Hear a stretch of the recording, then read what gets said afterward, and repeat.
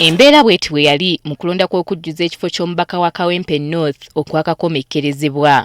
Oyinza okugamba lino lyali ddwaniro, anti buli kika kya musirikale kumpi kyalabibwako mu kulonda kuno nga bakuba buli kibasala mu maaso nga kw'otadde ne bannamawulire. Bannaddini b'Olukiiko lw'abeepisikoopi olwaleero bavuddeyo ne bavumya ebyeyolekera mu kulonda kuno ab'ebyokwerinda okudda ku bantu ne babakuba ng'ebyokuttale. Bagamba ebikolwa bino bya buswavu ebitagambika. Kati ng'okulonda kwa 2026 kusembera, bannaddini basaba ebikolwa nga bino bireme kuddamu kulabwako. Interfering in elections by the security agencies and the violence are still unresolved.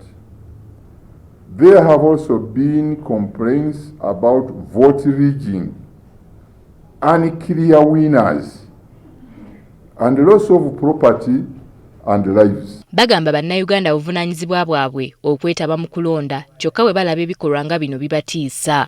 Awo nno kyova osanga abantu ne batamanya buvunaanyizibwa bwa mukulembeze, kati omukulembeze nga yalina ye okubatwala nga bw'aba ayagala kubanga kyabafugamu tebakimanyi. Tebakomye okwo, boogedde ne ku bantu abazze bawambibwa olw'ebyobufuzi nga nakyo bwe kimenya amateeka. Ensonga eno erumya abantu bannayuganda etuluma, nga waliwo abantu abakwatiddwa ng'oluusi tebayise mu mitendera mituufu ne baggalirwa mu bifo oluusi ebitamanyiddwa. Gye buvuddeko, kkooti ensukkulumu yayisa ekiragiro abasibe bonna abaali bawozesebwa mu kkooti y'amagye bazzibwe mu kkooti y'abantu olw'okuba yali ekikola mu bukyamu, wabula ne wetwogerera kati tekikolebwanga. Kati bano basabye gavumenti okussa ekitiibwa mu nsala ya kkooti ensukkulumu. Tukubiriza gavumenti okwanguya okussa mu nkola ekyasalibwawo